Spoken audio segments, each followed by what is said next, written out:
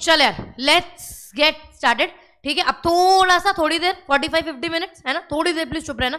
और कुछ इंपॉर्टेंट है, सेशन सुनने में ऐसे शायद तुमको ऐसे लगे कि not that very important considering आपका एग्जाम जून 25 में, बट कोई भी इंसान जो दिसंबर पेपर देने वाला है या जब भी आप पेपर देने वाले हो, this session becomes very important. Reason being, देखो सीएसआर के अंदर एज एन ओपन बुक दो चीजें हैं, एक तो कंसेप्ट बेस्ड है, ठीक है।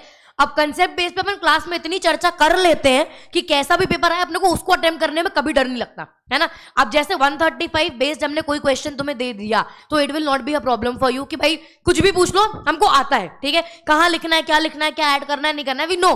बट जहां पर बात आती है थ्योरी की, तो सेकंड पार्ट इज थ्योरी, है ना। अब कुछ चैप्टर्स अगर कंसेप्ट वाइज है तो कुछ चैप्टर्स थ्योरी भी है, और ये थ्योरी में बाप चैप्टर्स आएंगे, चैप्टर 4 एंड चैप्टर नंबर 5, ठीक है। अगर डीडी या आप ड्राफ्टिंग या आप एथिक्स पढ़ रहे होते और प्योर थ्योरी चैप्टर आता तो वो प्रॉब्लमैटिक बन जाता है। Why? Because you have to learn everything, right. But हमें एक बात बताना और जेन्युइन बताना, अगर डीडी में या लेट्स से ड्राफ्टिंग में, ठीक है, कोई एब्सोल्यूट थ्योरी चैप्टर है, ठीक है, इससे अगर कोई क्वेश्चन पेपर में आया तो how are you going to write it? You will remember the points and you will write it, but आप पॉइंट्स तो एज इट इज ही लिखते हो या चेंज कर देते हो पॉइंट्स को? वैसे ही लिखते हो। एग्जीक्यूटिव में थ्योरी सब्जेक्ट्स पढ़कर आए हो, एग्जीक्यूटिव में जब थ्योरी सब्जेक्ट आप अटेम्प्ट करते थे उसका आंसर लिखते थे तो क्या करते थे? जो पॉइंट्स याद करे हैं वही पॉइंट्स एज इट इज लिखते थे, है ना, हाँ या ना। पैराग्राफ में थोड़े बहुत चेंजेस करते थे अपन लोग अपने हिसाब से, बट पॉइंट्स अपन एज इट इज लिखते थे। यस, सेम ओपन बुक में है। अगर ओपन बुक में कोई थ्योरी टॉपिक आ रहा है तो आप उसकी लैंग्वेज ज्यादा चेंज तो कर ही नहीं सकते हो क्योंकि थ्योरी है, पॉइंटर्स है, पॉइंटर्स की हेडिंग चेंज कर दोगे क्या? नहीं, तो वो लिखना तो एज इट इज ही है। तो जब आपको थ्योरी में ये प्रॉब्लम आती थी कि याद करना वाज अ प्रॉब्लम, अब आपके सामने किताब है तो why it is a problem? अपने को शर्म आ रही कॉपी करने में, बट ओपन बुक में कुछ टॉपिक्स तो ऐसे होंगे जो छापने पड़ेंगे, हाँ या ना? Yes or no? Because ultimately it's an open book subject. So if you are planning कि ओपन बुक में बुक खोलना ही ना पड़े, हम दैट लेवल ऑफ प्रिपरेशन कर ले, तो आप बेवकूफ हो, ठीक है। क्योंकि हमने हमेशा बोला ओपन बुक मतलब दो चीजें, एक योर दिमाग, दूसरा योर किताब, ठीक है। दोनों चीजें पता होना चाहिए। तो जहां कंसेप्ट की बारी है वहां पे your brain should work, but जहां पे थ्योरी की बारी है वहां पे आपको ये पता होना चाहिए कि बुक में कहां पर क्या दिया हुआ है, ठीक है। क्यों? क्योंकि जब एनी विच वेज आप कोई भी थ्योरी सब्जेक्ट पढ़ते हो, आप क्या करते हो? आप उसके पॉइंट्स याद करते हो और वो पॉइंट्स जाके रटे हुए लिखते हो, जिसमें प्रॉब्लम होती है कि याद नहीं आ रहा। तो अगर ओपन बुक में भी कोई पॉइंट्स ऐसे थ्योरी वाले आ रहे हैं जहां पॉइंटर्स ही हैं, you have to write it down. अब आपको अंदर से गिल्ट आ रहा तो भाई याद कर लो, ठीक है, फिर याद करके लिख लेना, कोई दिक्कत नहीं है। हम आपको वो बोल रहे हैं कि ओपन बुक है, थ्योरी है, ये पॉइंट है, ये यहां से कॉपी करना है, ठीक है। तो वो कॉपी ही करना है क्योंकि उसमें कंसेप्ट नहीं है तो आप उसमें अपनी भाषा चेंज नहीं कर पाओगे, ठीक है। दूसरी बार, मैम आपने बोला ओपन बुक में बुकिश लैंग्वेज पूरी कॉपी नहीं करनी है, बट कुछ कुछ जगहों पे you can not change the language. For example 135 subsection 9 क्या कहता है? आप लैंग्वेज चेंज कर दोगे क्या उसकी? वो सेक्शन वही कहता है तो वही लिखना है, खत्म हो गई बात। तो इन सब चीजों में कोई कंफ्यूजन मत रखना। अगर ये बात की चर्चा हो रही है विच मीन इस पे प्रॉब्लम आती है, इसलिए हम डिस्कसिंग दिस, ठीक है। तो आज का लेक्चर स्पेसिफिकली सेपरेट रख के before we go to chapter number 3 और इंप्लीमेंटेशन एजेंसी पढ़े, which is very good, very important, अच्छा चैप्टर है। उसके पहले क्योंकि चैप्टर नंबर 2 एक थ्योरी चैप्टर है, हाँ या ना, कंसेप्ट वाइज तो ज्यादा यहाँ पे कुछ पढ़ा नहीं। तो इस चैप्टर से अगर कोई क्वेश्चन आएगा तो how do you approach that question? क्या लिखना है, क्या नहीं लिखना है, कैसे लिखना है, कितना छापना है, नहीं छापना है। अच्छा, छापना मतलब बुक्स उठा के क्या लिखना है, क्या नहीं लिखना है, ठीक है। ये कैसे डिसाइड करेंगे is what we are going to do in this session. Done done, ताकि जब अपन लोग चैप्टर नंबर 4 या चैप्टर नंबर 5 में जाएं तो आपको पता हो कि अगर कंसेप्ट बेस्ड है you can use your brain, तब भी आपको किताब खोलनी पड़ेगी, ठीक है। तो you can not neglect the fact. But अगर थ्योरी है तो सिर्फ इतना पता होना चाहिए कि बुक में वो टॉपिक कहां दिया है और उस टॉपिक में जो भी क्वेश्चन पूछा कहां कहां से उठा के लिखना है। That is what you are suppose to know अगर प्योर थ्योरी क्वेश्चन आया। Am I clear with this? Yes. तो लेट्स से फॉर एग्जाम्पल आगे आपसे जाके पूछता है टूल्स फॉर इंपैक्ट असेसमेंट, ठीक है। डायरेक्टली टूल्स दिए हुए हैं 5। अब आप इसमें लैंग्वेज चेंज कर दोगे क्या? नहीं, 5 टूल्स यही है तो you have to write those tools. फिर भी आपका काम आसान करने के लिए कि एग्जाम में प्रॉब्लम नहीं हो, व्हाट वी डू इज अपन हर पॉइंट में जो भी पॉइंट आप लिख सकते हो वो अपन मार्क कर लेते हैं। तो आप कभी भी देखना हम ऐसा एक लाइन मार्क कराएंगे फिर 3 वर्ड छोड़ के फिर चौथी लाइन मार्क कराएंगे। वो क्यों करते हैं? ताकि ऐसा भी नहीं लगे एज इट इज उठाया, प्लस उसको आप लिखते लिखते अपने आप सेंटेंस फॉर्मेट बना के लिख सकते हो। That's the purpose. So theory topics की 1 reading 2 reading is more than enough. You are suppose to know कि अगर ये क्वेश्चन है कहां से उठाना है, कितना कितना लिखना है और क्या लिखना है, दैट्स इट, ठीक है।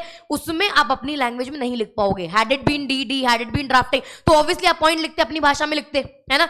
बट जब ऐसा होता था तब मन होता था ना कि काश डीडी की बुक सामने होती, क्या मस्त लिख देते, है ना। तो ओपन बुक में किताब सामने है, only thing that you have to do is कि ये पॉइंट है, यहां से यहां तक लिखना है, ठीक है। इट इज करेक्ट कि अगर कोई पॉइंट दिया तो एज इट इज पूरा का पूरा पैराग्राफ नहीं छापना चाहिए, ठीक है। दैट मीन्स कि ये नहीं है कि अगर 5 लाइनें दी हुई तो वही 5 एज इट इज लिख दी, नहीं, उसमें अपन मार्क कर लेते हैं ना कि ये वाला इतना ही लिखना, that is more than enough, that's it, वही लिखना है, डन। तो अब अगर थ्योरी क्वेश्चंस आए तो क्या करना है, is what you are going to do in this session, ठीक है। तो चैप्टर नंबर 2 तक क्योंकि अभी अपन लोग आ गए हैं, करा क्या है हमने, ये भाई this is I think always the need of the hour, ये कलर देख के समझ में आ गया हो किसकी चर्चा हो रही, दिस इज योर मॉड्यूल, ठीक है। ऐसे हम कभी भी मॉड्यूल टच करते ही नहीं है, रीजन बीइंग सब कुछ कवर्ड है ना। बट मॉड्यूल के चैप्टर वाइज हर चैप्टर के एंड में कुछ क्वेश्चंस दिए होते हैं, है ना। डीडी में तो हमने क्वेश्चन बुक में उतार दिए, है ना, तो वहां से हो जाता है। सीएसआर में वाई, अच्छा पहली बात, सीएसआर की क्वेश्चन बुक क्यों नहीं है, क्योंकि सीएसआर का अभी तक अटेम्प्ट कितना हुआ, इससे पहले एग्जीक्यूटिव में कभी सीएसआर जैसा कोई सब्जेक्ट था नहीं, प्रोफेशनल में कभी कोई सब्जेक्ट था नहीं, किसी और स्ट्रीम में किसी और प्रोफेशन में सब्जेक्ट था नहीं, ठीक है। Still I have tried my best कि जो क्वेश्चंस जहां से बटोर सकते हैं अपन बटोर ले। हाल फिलहाल में you have 2 papers to solve, ठीक है। एक जो जून 24 का पेपर आ चुका है, दूसरा जो मॉड्यूल के एंड में दिया हुआ होता है, ठीक है। नाउ मार्केट में ऐसे बहुत सारे लोग हैं जो सीएसआर का पेपर बना के देंगे, ठीक है। बट लास्ट अटेम्प्ट में व्हाट हैपेंड, आईसीएसआई ने एक इंडिकेटिव पेपर दिया था, ठीक है। क्यों दिया था, क्योंकि न्यू सिलेबस जस्ट आया था, ठीक है। अब न्यू सिलेबस आया तो बच्चों को समझ में ही नहीं आता किस तरीके का पेपर आएगा, तो उन्होंने एक इंडिकेटिव पेपर दे दिया, ठीक है। बच्चों ने इंडिकेटिव पेपर सॉल्व किया, दे वर लाइक वेरी इजी, ये क्या है, चिंदी, ठीक है। और जो इंडिकेटिव पेपर था वो एक बार देखना, I share the indicative paper with you and you see June वाला पेपर, ठीक है। जो पेपर आया इनका लेना देना ही नहीं है। इंडिकेटिव पेपर में क्या बताया कि अच्छा जब when you solve a paper अपन क्या अंदाजा लगाते हैं, इस तरीके का पेपर आएगा, यही अंदाजा लगाते हैं ना। बट पेपर वैसा आया ही नहीं, नॉट दैट बहुत डिफिकल्ट आया, but paper was not like that, right. What I am trying to tell you is market में कोई भी आके सीएसआर का पेपर दे, फॉर योर प्रैक्टिस आप सॉल्व कर लो, ठीक है। उससे ये एनालिसिस मत लगाना कि ये पेपर में आएगा, ठीक है। क्यों, क्योंकि actually nobody has a clue कि पेपर में क्या आएगा, अंदाजा लगा के पेपर बनाया जा सकता है, तो please take care of that, ठीक है, डन। चलो कुछ बहुत जनरल एकदम बेसिक क्वेश्चन अगर पेपर में आया तो वो देख के ऐसा लगेगा कि अरे यार ये क्या पूछ रहे, है ना, पर आंसर तो लिखना है ना। तो ऐसे टीचर क्वेश्चन अगर आए तो कैसे, मतलब कैसे टारगेट करना है, हाउ डू वी डिसाइड कि क्या लिखना है, कितना लिखना है, ये आएगा नहीं आएगा, पहली लाइन क्या होगी, लास्ट लाइन क्या होगी, बीच के पॉइंट्स क्या होंगे, क्या आएगा, right from the beginning to the end अपने कोई क्वेश्चन यहां पर लिखना है, ठीक है, done. I have made this synopsis also for you ताकि आपको थोड़ा सा हेल्प हो जाए। और ये फटीचर क्वेश्चन है, एब्सोल्युटली फटीचर, जिनका सेंस ही नहीं है आने का। पर अगर इतना गंदा क्वेश्चन पेपर में आ गया तो हमको शुरू कैसे करना है लिखना और कंक्लूड कहां पे करना है, क्या आना चाहिए क्या नहीं आना चाहिए, कैसे लिखना है, वो यहां पे चर्चा हो रही है, ठीक है, डन। चलो साथ ही में आंसर राइटिंग कर लेंगे। अगर समय कम रहा तो जो सबसे इंपॉर्टेंट क्वेश्चन है वो हम आपके सामने ही मार्क कर दे रहे हैं, उनको डेफिनेटली लिख के जाएंगे। For example point number 1 CSR committee, then आपका question number 3 CSR policy, and then explain the activities under schedule 7 of companies act 2013। अब ये बहुत जनरल क्वेश्चंस है ना, क्योंकि मॉड्यूल में दिया है तो अपन ये नहीं कह सकते कि आएगा ही नहीं, आ गया तो, है ना। कंसेप्ट वाला आया तो बहुत ही बढ़िया बात है, वो तो पता है कैसे लिखना है। बट अगर ये आ गए ऐसे थ्योरी चैप्टर्स, चैप्टर 4, 5 या चैप्टर नंबर 2, तो इनको अप्रोच कैसे करना है, right from the starting to the end is what we have to do today, ठीक है। Might sound little boring but as I said open book में the most important part is your answer writing, ठीक है। अगर पूरा paper ऐसा आ गया तो अपन वहां पे भी नंबर खोना अफोर्ड नहीं कर सकते हैं। एंड रिमेंबर, अगर पेपर इजी आया तो मार्किंग डिफिकल्ट ही होगी, इन दैट केस 60 क्रॉस करना बिकम्स डिफिकल्ट। बट अगर पेपर डिफिकल्ट आया तो मार्किंग थोड़ी सी सिंप्लीफाई हो जाती है, 60 पार करना बिकम्स इजी, ठीक है। अपना टारगेट क्या है, 70+, एटलीस्ट 60 पार करके आना है, ठीक है। तो फॉर दैट हर तरीके के क्वेश्चन अटेम्प्ट करना आना चाहिए, इसके लिए आज वाले क्वेश्चन हम लोग कर रहे हैं, ठीक है। तो नोटबुक निकालो, I think we have just completed chapter number 2, right. चलो नोटबुक निकालो, फटाफट से पहला क्वेश्चन लिख लेना, चिंदी, एब्सोल्युटली चिंदी question. Discuss the formation of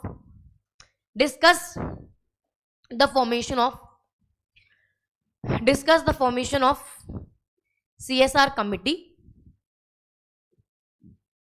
discuss the formation of CSR committee as per the Companies Act 2013. Discuss the formation of CSR committee as per the companies act 2013। Done हो गया भाई साहब, ये आया बहुत जनरल क्वेश्चन, ठीक है। अब नाउ द पॉइंट इज कि कहां से शुरू करें। तो पहला लाइन, अगर आपसे CSR कमिटी के बारे में बात हो रही है, अकॉर्डिंग टू यू सिनॉप्सिस बनाने गए, तो पहला लाइन, पहला पॉइंट, पहला सेंटेंस आपके हिसाब से क्या होना चाहिए? CSR कमिटी की applicability which is 135 subsection 5 subsection 9, ठीक है। Anything else? रूल 5 का, रूल 5 सब रूल 1 सब रूल 2 दोनों आएगा, सिर्फ सब रूल 1 आएगा? सब रूल 1 आएगा। देखो जब इस ऐसे क्वेश्चन को ना ओपन एंडेड क्वेश्चन कहते हैं, ठीक है। आप सोचते रहो कहां से शुरू करना है, आप सोचते रहो कहां से खत्म करना है, बट इंपॉर्टेंट काम क्या है? फॉर्मेशन ऑफ CSR कमिटी, मतलब अगर प्राइवेट कंपनी तो 2 डायरेक्टर, लिस्टेड कंपनी तो 3 डायरेक्टर, 1 इंडिपेंडेंट डायरेक्टर, ये जरूर आ जाना चाहिए। बाकी अब जहां से भी शुरू करो, ठीक है। जनरल टेंडेंसी पर अपन क्या करते हैं, अपन CSR कमिटी को डिफाइन कर देते हैं, पर यहां पे क्या डिफाइन करोगे? CSR कमिटी डिफाइन करने के लिए कुछ है ही नहीं, right. So what you can do is, आप शुरुआत ऐसे कर सकते हो, बिकॉज CSR कमिटी की बात हो रही है, कि पहला CSR कमिटी कब बनाना पड़ता है, देन CSR कमिटी के अंदर कौन होगा, एंड देन अगर ज्यादा नंबर का है तो फंक्शन ऑफ CSR कमिटी। मतलब वी कैन स्टार्ट विद, अगर 135 सब सेक्शन 5 के अंदर कंट्रीब्यूशन 50 लाख ही आया, तो according to section 135 section 9 CSR committee बनाना मैंडेटरी नहीं है, else you have to frame a CSR committee, ठीक है।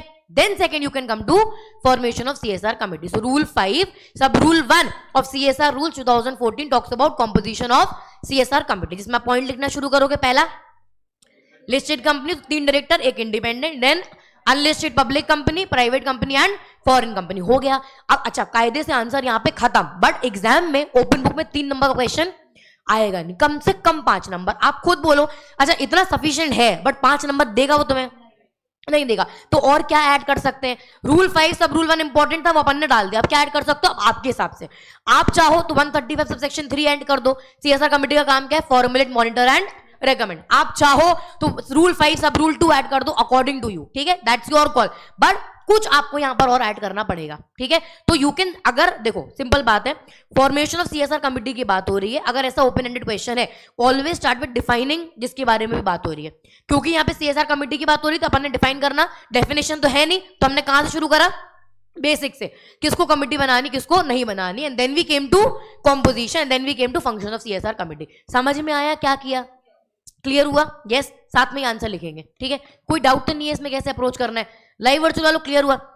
कंसेप्ट वाले क्वेश्चन प्रॉब्लम नहीं होगा, केस स्टडी में भी प्रॉब्लम नहीं होगा, प्रॉब्लम यहां होगा how to start how to end. Logic clear होगा? क्यों 135 सबसेक्शन 5 से शुरू करा? यस, एंड आई थिंक सबका ही कॉमन आंसर, तो दैट्स गुड। चलिए लिखना शुरू करेंगे।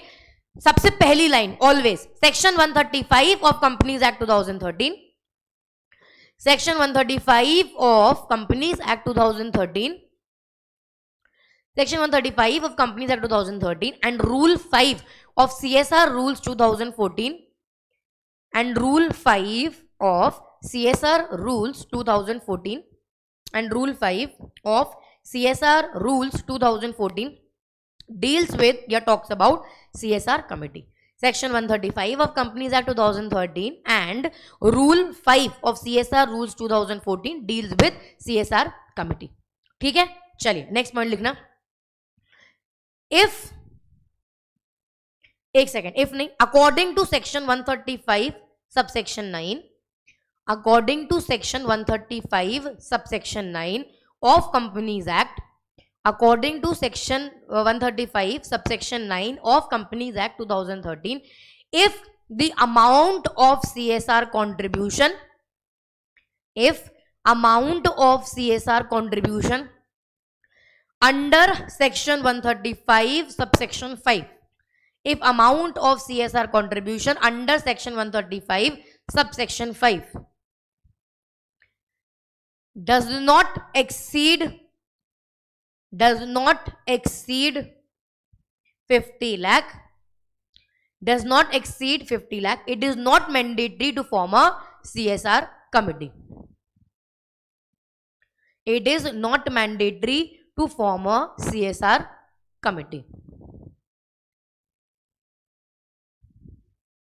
Done? Next point लिखना, however, if, next point है, however, if the provision of CSR committee is applicable, however, if the provision of CSR committee is applicable, comma, as per rule 5, comma, as per rule 5 of CSR rules 2014, as per rule 5 of CSR rules 2014, composition of CSR committee, composition of CSR committee would be as following, would be as following, would be as following. ठीक है, done. उसमें लिखना point number A, in case of listed company, in case of listed company, in case of listed company, CSR committee should comprise of, in case of listed company, CSR committee should comprise of minimum 3 director with at least 1 independent director, minimum 3 director with at least 1 independent director. Isha book देना, लिखो लिखो आराम से. Minimum 3 director with at least 1 independent director, with at least 1 independent director. हो गया, done. Now अब जब ये क्वेश्चन पेपर में आता है तो we know composition of CSR committee अपन ने पढ़ा है. कहां पढ़ा है? सबसेक्शन, सॉरी चैप्टर 2 में ही पढ़ा, चैप्टर 1 में ही पढ़ा है. Go to page number 1.16. इसकी बुक शेयर कर लेना. गो टू पेज नंबर 1.16 फटाफट से. पेज नंबर 1.16 पे जाओ. कॉम्पोजिशन ऑफ सीएसआर कमिटी वहां दिया हुआ है डिब्बा. ठीक है. Now it's an open book exam. किताब खोल के छाप सकते हो. अब चूंकि ये अपन ने रूटीन में कभी किया ही नहीं है, किताब खोल के छाप रहे, तो actually that is a problem, है ना. अपने आप लिखना प्रॉब्लम है ही नहीं, क्योंकि वो तो आदत है ना. बट क्योंकि ओपन बुक एग्जाम है, आपको अपनी भाषा में लिखना है, but you have to incorporate bookish language as well. And हमने पहले दिन पे भी, जिस दिन लेक्चर लिया था पहला, उस दिन ही बोला था कि it's an open challenge of ICS है. ये रख लो किताब सामने, अब पेपर लिख के बताओ, क्योंकि it is not easy to copy. ठीक है, that is where you have to work. ये सेम चीज हम डिक्टेट भी कर सकते थे और एज यूजुअल तुम लिख भी लेते, क्योंकि ये प्रैक्टिस तुम सीएसईटी से करते चले आ रहे हो. बट मेन काम करना क्या है, जब ओपन बुक एग्जाम है, कॉम्पोजिशन अपने को पता है, तो लिखना यही है. तो जाओ और छापो पेज नंबर 1.16. इस भाषा में चेंज नहीं किया जा सकता है, एज इट इज छाप सकते हो, कोई दिक्कत नहीं है. यस, छापो. पर्पसली हम छपवा रहे हैं क्योंकि that is the problem with you guys. तुमको छापने में प्रॉब्लम है, जबकि ओपन बुक जहां छापना है वहां छापना है. नहीं, that is the whole point.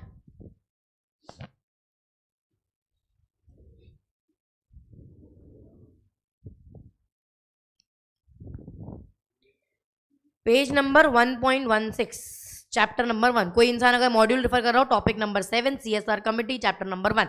अब अगर आपने पहले से पढ़ा है तो आपको पता होता है कि ये चैप्टर में ये वाले पेज पे ये दिया हुआ है. एंड इफ नो तो master index will help you out कि ये टॉपिक यहां दिया है. छापते छापते जहां पे अपने अपने वर्ड जैसे ऐड करने का मन हो रहा है वो करो, कोई दिक्कत नहीं, बट छापो, because that is the problem for you.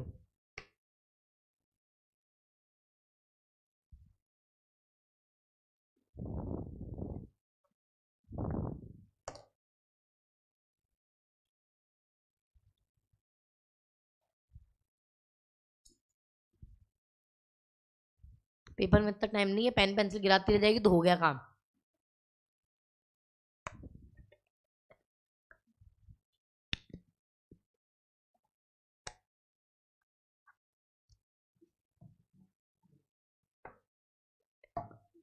हाँ समझ गए हम. खुशबू आ रही ना.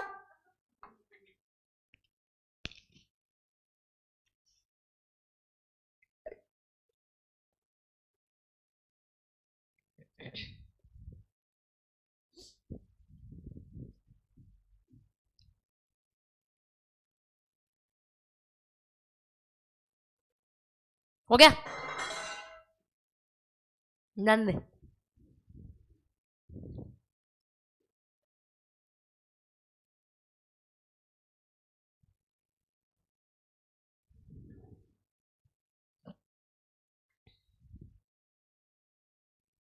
एक सेकंड पॉज करना, जहां पे भी हो एक सेकंड रुक जाना। उसी डिब्बे में देखो लास्ट पॉइंट दिया है फॉरेन कंपनी, है ना। Now see where your knowledge works. अब देखो वहां लिखा है at least 2% out of which a one shall be as specified under clause G of subsection 1 of section 380, another shall be nominated by the foreign company। अब आपको ये भाषा लिखने की जरूरत नहीं है, क्यों? क्योंकि अपने को पता है कि फॉरेन कंपनी के अंदर 1 resident director and 1 nominated by the foreign company. तो अगर अपने को आता है तो अपन क्या लिखेंगे? At least 2% out of which 1 should be a resident director and another shall be nominated by the foreign company. समझ में आया क्या करना है? तो जहां पर छाप सकते हो वहां छापना है, जहां पर इतना स्पेसिफिकली छापने की जरूरत नहीं है अपनी भाषा में लिख सकते हो, अपनी भाषा में लिखना है ना। Mix and match. Got my point? Thank you.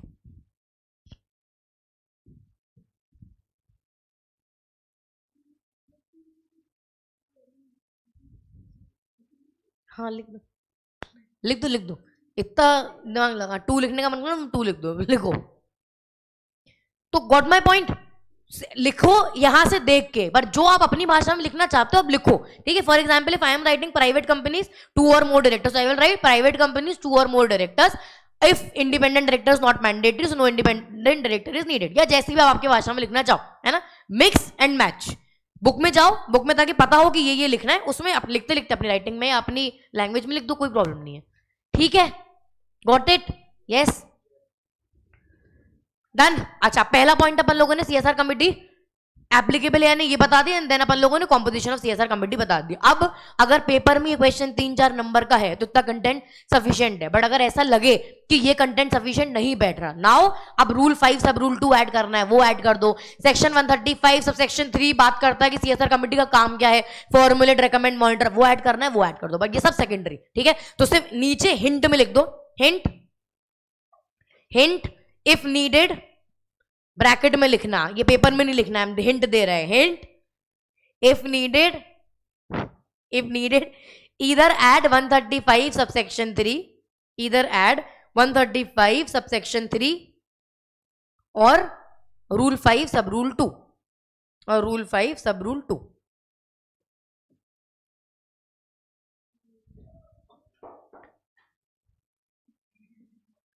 Done हो गया। चलो नेक्स्ट क्वेश्चन लिखो। Explain the activities, explain the activities, explain the activities under schedule 7, under schedule 7 of Companies Act 2013. Explain the activities under schedule 7 of Companies Act 2013 for CSR spending, for CSR spending, for CSR spending. हो गया। सब लोग book में chapter number 2 खोल लो, chapter number 2 खोलना।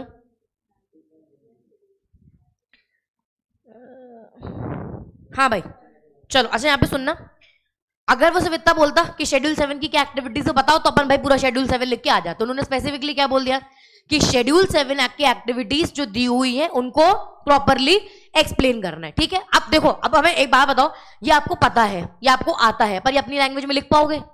लिख पाओगे नहीं, आपको किताब खोल के छापना ही पड़ेगा, हाँ या ना? यस। पर शेड्यूल 7 अलग है और एक्सप्लेन्ड वाले पॉइंट्स अलग है। तो now if you go to chapter number 2, come to page number 2.3, come to page,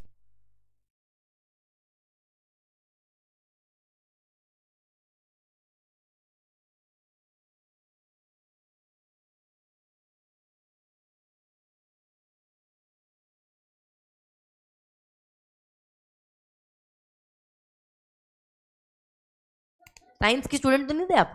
पक्का ना? थैंक गॉड, है ना। आइंस्टाइन बेचारा ऊपर से क्या था किन को छोड़ के गया, है ना।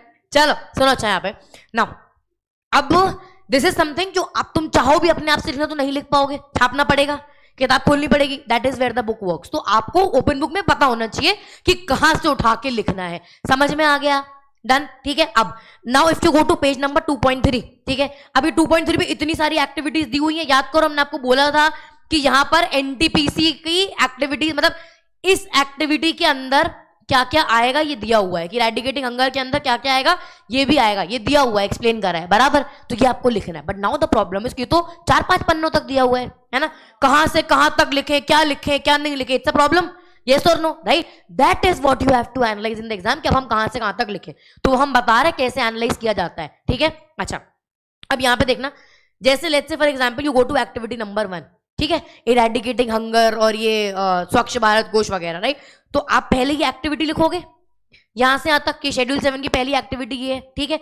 उसके आगे एक्सप्लेनेशन में लिखा है, it may be noted that giving medical and legal aid, treatment to road accident victims, provision for aid and appliances to the differently able person वगैरह वगैरह will be considered as the part of this activity, right?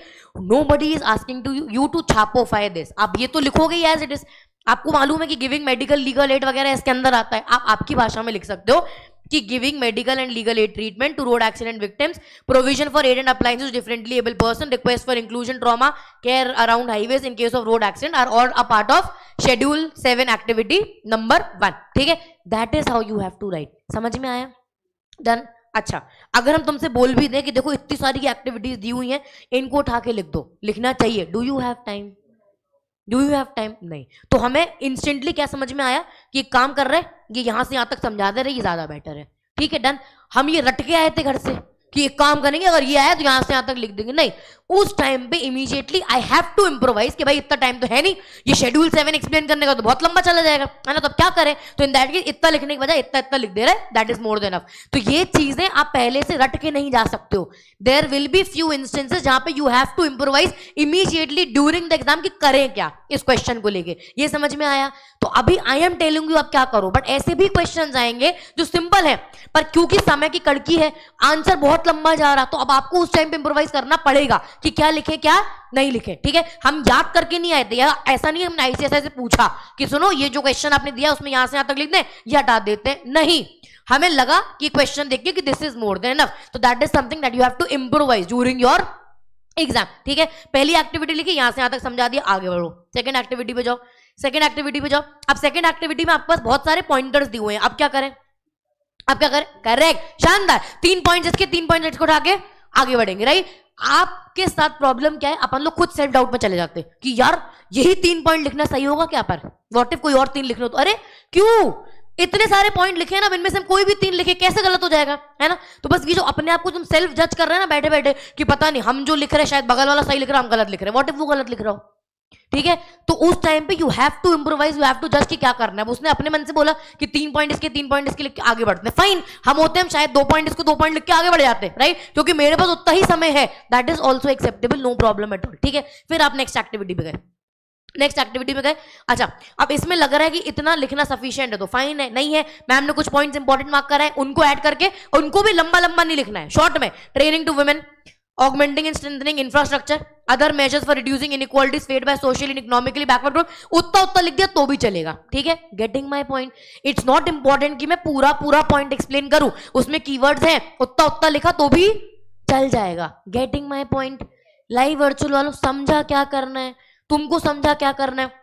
Purposely हमने आज module के questions उठाए हैं कि randomly कोई आड़ा टेढ़ा क्वेश्चन पे पेपर आया या क्वेश्चन आया, how do we approach it? Is this clear now? तो अगर हमसे किसी ने शेड्यूल 7 एक्सप्लेन करने के लिए बोल दिया, हम पहले वो पेपर देख के गाली देंगे कि what kind of a teacher question is this, but you have to approach it, right? तो तब ओपन बुक काम आता है कि भाई बुक में जाना है और छापना है। अब तुम इसमें लैंग्वेज चेंज कर लोगे वहां बैठ के, पहले से प्रिपेयर करके जाओ तो लैंग्वेज चेंज कर लो, you can not do it, ठीक है?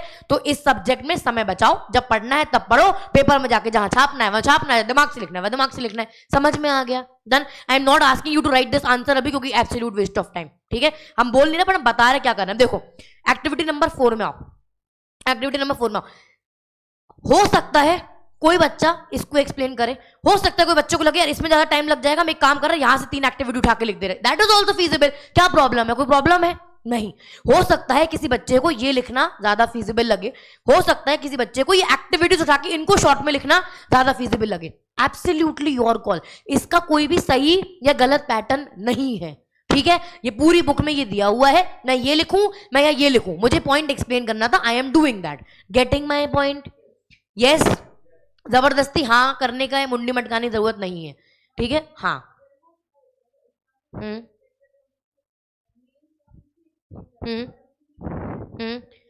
एग्जाम में they can not expect anything from you, it's an open book exam. Exam में वो ये एक्सपेक्ट कर रहे हैं कि आपने इस पॉइंट को समझाया है, दैट्स इट, ठीक है, इसलिए आप कभी भी देखना सीएसआर में गाइडलाइन आंसर अपन इसलिए रेफर कर सकते हैं कि ये सीएसआर माना जाएगा या नहीं माना जाएगा, but what is the appropriate answer की कोई डेफिनेशन नहीं है। Getting my point? अच्छा मान लीजिए, एक सेकंड बस, मान लीजिए आपने जो कॉम्पोजिशन था किसी ने एज इट इज लिखा, किसी ने एकदम ही अपनी भाषा में लिखा, गलत है क्या उसका? जो कंटेंट तुम्हें चाहिए उसने वो लिखा है ना, उसने लिखा है ना लिस्टेड कंपनी में 3 डायरेक्टर 1 इंडिपेंडेंट डायरेक्टर, तो उसका आंसर गलत कैसे हो गया? हुआ क्या गलत? नहीं। ओपन बुक में हमने तुम्हें कितनी बार ये बात समझाई कि आप जब कोई आंसर लिख लो बगल वाले को कॉपी मत करना, आपका भी सही है उसका भी सही हो सकता है, समझा?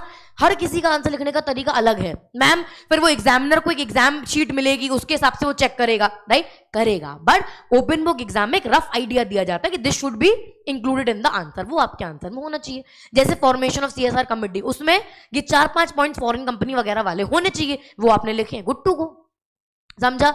एंड प्रोफेशनल लेवल पे डोंट एक्सपेक्ट कि आपको सारे आंसर 5 नंबर मिलेगा, वो कभी भी नहीं होगा, ठीक है?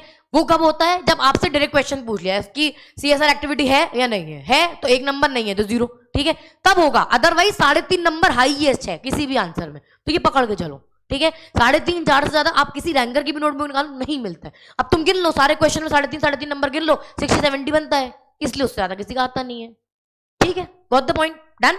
तो हो सकता है आपका भी सही हो सकता है बगल वाले का भी सही हो, ठीक है? हो सकता है कोई ये एक्सप्लेन करे, हो सकता है कोई ये एक्सप्लेन करे, मुझे पॉइंट एक्सप्लेन करना बेटर लगेगा कि उसको समराइज करना, लिख दिया, दैट इज योर कॉल, ठीक है? मैम अगर इस क्वेश्चन में डायरेक्ट शेड्यूल 7 ही कॉपी पेस्ट कर देते तो अगेन कर देते, बट वही हमने बोला क्योंकि उन्होंने बोला एक्सप्लेन द एक्टिविटी, इसलिए अपन इस पे चले गए। हो सकता है एग्जाम में मेरी बुद्धि नहीं चलती, हम सिर्फ शेड्यूल 7 समझा देते तो भी अंडरस्टैंड, वो 0 नहीं देगा, है ना? क्योंकि शेड्यूल 7 तो बताया है ना, 5 नंबर में 2.5 नंबर दे देगा, ठीक है? अगर उनको आपका आंसर गलत लगा, पूरा नंबर नहीं काटेगा, 0 नहीं देगा, कुछ नहीं तो 2.5 नंबर दे देगा कि एटलीस्ट शेड्यूल 7 लिखा है, क्योंकि उन्होंने हमसे पूछा एक्सप्लेन दी एक्टिविटीज, तो हमें पता है कि यहाँ पे एक्टिविटीज एक्सप्लेन करी गई है, इसलिए हम वहां चले गए। For that you are suppose to know कि बुक में कहां पर क्या दिया हुआ है, समझा? समझा? ब्रेन और दिमाग, सॉरी दिमाग और किताब दोनों की जरूरत है, ठीक है? यस।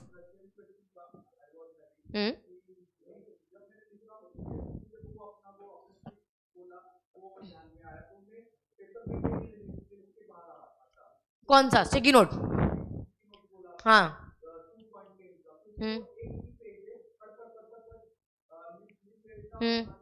हाँ हाँ, हम ये, अच्छा अगर उसने एक्सप्लेन करने बोला है, मान लो वो एक्सपेक्ट कर रहे हैं कि आप एक्टिविटीज एक्सप्लेन करोगे, आप सिर्फ शेड्यूल 7 समझा के आ गए, तो वो 0 नहीं देगा, क्योंकि शेड्यूल 7 तो पूछा था, वो समझाया है ना। शायद आप उनके एक्सपेक्टेशन तक आंसर नहीं लिख पाओ तो 2.5 दे देगा, किसी ने लिख दिया 3.5 दे देगा, ठीक है? इतना ही डिफरेंस है, इससे ज्यादा नहीं है। मैम पर हमारा 1 नंबर तो काट लिया, वो तो हमेशा ही होता है, एग्जीक्यूटिव से लेके प्रोफेशनल तक चला आ रहा, हमको लग रहा है ये आंसर होगा, आईसीएस एक्सपेक्ट कर रहा है कुछ और होगा, तो 0 नहीं देगा। ये ओपन बुक में रेस्ट अश्योर्ड रहो, इफ यू नो कि लिखना क्या है। पूछ कुछ रहा, तुम टेंजेंट अलग लेके चलेगा तब 0 मिलेगा, है ना? कि 0 कब मिलेगा? उन्होंने पूछा सीएसआर एक्टिविटी है, तुमने कह दिया हाँ है, जबकि एम्प्लॉय के लिए करा हुआ कुछ भी सीएसआर एक्टिविटी होता ही नहीं है, तब 0 मिलेगा। कितनी बकवास करो 0 मिलेगा। समझ में आ गई बात? ठीक है, अभी कोई कंफ्यूजन है?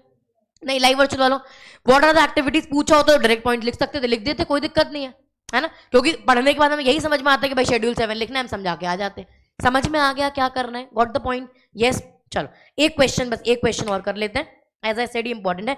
What do you mean bye CSR policy? What do you mean bye CSR policy? Again for teacher absolute theory concept, है ना? अब ये तुम्हें पता भी हो सीएसआर पॉलिसी क्या, अपने आप लिख लोगे? लिख लोगे अपने आप? सेंटेंस बना बना नहीं लिख पाओगे, you have to refer the book. उसके लिए पता होना चाहिए कि सीएसआर पॉलिसी दिया क्या है, कहां से कहां तक उठाना है, ठीक है? तो पहले क्वेश्चन लिखो, what do you mean bye CSR policy. अब कैसे लिखना है और कैसे अटेम्प्ट करना है वो बताते हैं। हाँ? ये शेड्यूल 7 वाला प्लीज मत लिखना, ये अगर पेपर में आ रहा है तो भगवान रक्षा करे, और इतने खराब कर्म मत करना कि ये पूछ ले 15 मिनट तो अपन यही लिखते रह जाएंगे, है ना? और अगर आया तो एंड कि एकदम आखिरी में लिखेंगे, भाई ये तो टाइम पास है, गंदी राइटिंग में लिखा तो भी चलेगा, है ना? तो ऐसा पता है फटीचर क्वेश्चन आ गया तो एंड में 15 मिनट मिलेगा ना पेपर पढ़ते टाइम पे, तब एनालाइज कर लेना कि फटीचर है, इसमें समय लगेगा, प्लस नंबर आ सकते हैं, तो एंड में लिखेंगे, कोई दिक्कत नहीं, लिखो जितना समय लिखते जाओ। हाँ,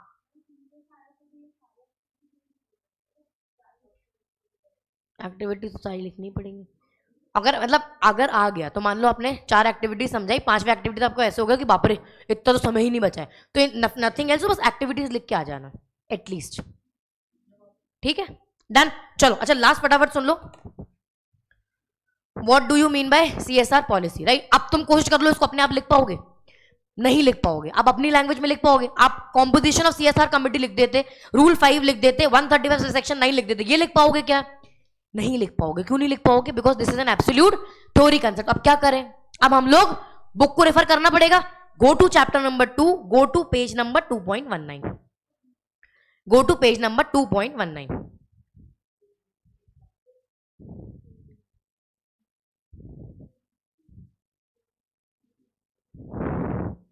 डन? आ गए? मिल गया? वहां पे 2 डिब्बे मिल गए। CSR पॉलिसी, यहां पे CSR पॉलिसी डिस्कस हो रहा। नाउ अगर पहले से रीड कराए, अब हम इसलिए क्लास में मार्क कराते हैं। अब ये आ गया थ्योरी कंसेप्ट, ठीक है। क्या क्या लिखे मैम? ये लिखे, ये लिखे, ये लिखे, ये लिखे, ये लिखे, या आगे का ये वाले पॉइंट लिखे हैं, या ये लिखे। अब ये बहुत मेजर प्रॉब्लम हो गया, ठीक है। इसलिए हम पढ़ाते टाइम पे मार्क कराते हैं कि यहां से यहां तक लिखना। इसमें हमने मार्क कराया था ये वाला पॉइंट, ये वाला पॉइंट, ठीक है। तो पहला पॉइंट मार्क करो साथ में CSR पॉलिसी का पहले डिब्बे में। This is your first point, this is your second point. इसी डिब्बे में जो मार्क कर रहा है अपन ने, ये आपका थर्ड पॉइंट है। और लंबा आंसर लिखना तो आगे चले जाओ पेज नंबर 2.20 पे। It is recommended that a company should, ये वाला आपका फोर्थ पॉइंट है, ठीक है। नाउ एक और दिमाग में सवाल आना चाहिए। आपने बता दिया ये 1 2 3 4 है, हम पेपर में कैसे समझे कौन सा फर्स्ट पॉइंट, कौन सेकंड पॉइंट, कौन सा थर्ड पॉइंट और कौन सा फोर्थ पॉइंट? कैसे समझोगे? हाँ नहीं, बट पेपर में अभी तो हमने बता दिया, बट पेपर में आ जाता है क्वेश्चन, तब तुम उस टाइम पे कैसे समझते कि कौन सा फर्स्ट पॉइंट लिखे, कौन सा सेकंड लिखे? चलो कोरा कागज, ठीक है। अब कैसे डिसाइड करते हो तुम? अगर हम तुमसे बोल देते कि ये है, लिख लो। हाँ, ये जनरल बात है। अगर ये आ गया तो आप ऑब्वियसली पहले CSR पॉलिसी डिफाइन करोगे। कहां है? CSR policy defined in rule 2 सब रूल F, ठीक है। सेकंड डिब्बा देखोगे वहां पर भी डिफाइंड है as per section 135 subsection 3 subsection A। इसलिए हमने ये उठा लिया और हमने ये उठा लिया। अब मैम बोलोगे मैम आपने ये वाला पॉइंट, ये वाला पॉइंट और ये वाला पॉइंट क्यों नहीं उठाया? उठा लो, कोई कहीं लिखा है ये नहीं उठा सकते? नहीं, हमें ये ज्यादा रेलेवेंट लगा इसलिए उठाया। तुमको ये ज्यादा रेलेवेंट लग रहा हो, तुम ये उठा लो। समझ में आ रहा? थ्योरी क्वेश्चन है। जनरल अगर मुझसे किसी ने CSR पॉलिसी पूछा तो हम पहले CSR पॉलिसी डिफाइन करेंगे, इसलिए हमने रूल 2 सब रूल F उठाया, 135 सेक्शन 3 सबसेक्शन A उठाया कि भाई यहां CSR पॉलिसी डिफाइंड, हमने डिफाइन कर दिया, ठीक है। अब आप चाहो सेकंड पॉइंट, थर्ड पॉइंट आप इसको बना दो, इसको बना दो या इसको बना दो, आपके ऊपर है। That is what you have to improvise. इसका कोई हार्ड एंड फास्ट रूल नहीं है कि महेश ये वाला आंसर लिख रहा तो कल्याणी वो वाला पॉइंट क्यों नहीं लिख रही। नहीं, कल्याणी को ये पॉइंट सूटेबल लग रहा, महेश को ये पॉइंट सूटेबल लग रहा, क्या प्रॉब्लम है? CSR पॉलिसी डिफाइन करना है, मैं डिफाइन कर दिया, ये डिफाइन करा, ये डिफाइन करा, इसके ऊपर, इसके बाद मेरे ऊपर है। हमने पूरा रीड करा, रीड करने के बाद हमें ये वाला पॉइंट ज्यादा सूटेबल लगा कि भाई ये मेरे आंसर को बेटर कंक्लूड करा, तो हमने ये लिखा। हो सकता है किसी को ये वाले पॉइंट बेटर लगे, आप वो लिखो, कोई दिक्कत नहीं है। गेटिंग माई पॉइंट, ठीक है। आप अपने दिमाग में ढांचा बना के नहीं जा सकते हो कि हमको ऐसे ही लिखना है। पेपर में किस तरीके का क्वेश्चन आ रहा है उसके हिसाब से you have to improvise. That is why I mark कि अगर आ गया और पेपर में दिमाग में चलो तो यहां से यहां तक लिख लेना। Got my point? अभी भी समझ में नहीं आ रहा तो प्लीज पूछो। जो तुम्हारे दिमाग में सवाल आ सकते थे, anybody who is watching the answer writing session, आपके दिमाग में सवाल आ सकते थे, I have tried to address that. अभी भी कोई क्वेश्चन तो प्लीज बता दो। क्लियर हो गया? अगर थ्योरी आया तो कैसे अप्रोच करना समझ में आ गया, तो आपको बुक रिफर करना पड़ेगा, ठीक है। अगर आप ये कोशिश कर रहे हो कि हम अपने आप ही लिख लेंगे तो ऐसा टॉपिक आप CSR पॉलिसी रट के गए हो क्या पेपर में? नहीं, क्योंकि ओपन बुक एग्जाम तक किताब सामने है, तो you are suppose to know कि किस पेज पे CSR पॉलिसी दिया है और इन कंटेक्स्ट बोलता क्या है। दैट्स इट, है ना। ताकि हम जब बुक में जाएंगे तो हम 1 मिनट लगा के यहाँ पे मार्क करेंगे कि हमें कौन सा पॉइंट लिखना है, then I will start copying, ठीक है।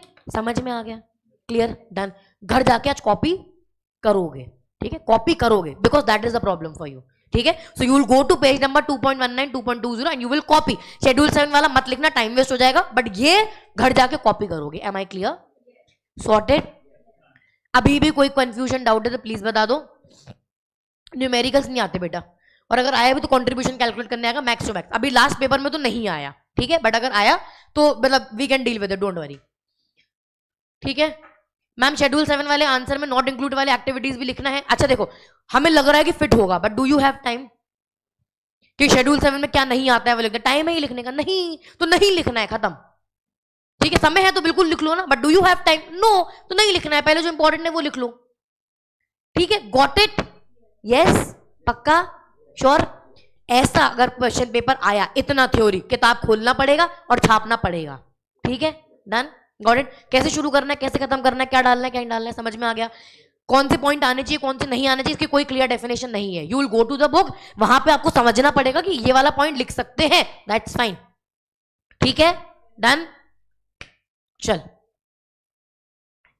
जो सही लगे और टाइम बचे वो लिखना है। नहीं, अगर वहां बोला है शेड्यूल 7 एक्टिविटी, तो फर्स्ट एक्सप्लेन शेड्यूल 7 वाली एक्टिविटीज ना, रादर देन राइटिंग सीएसआर में क्या नहीं आएगा।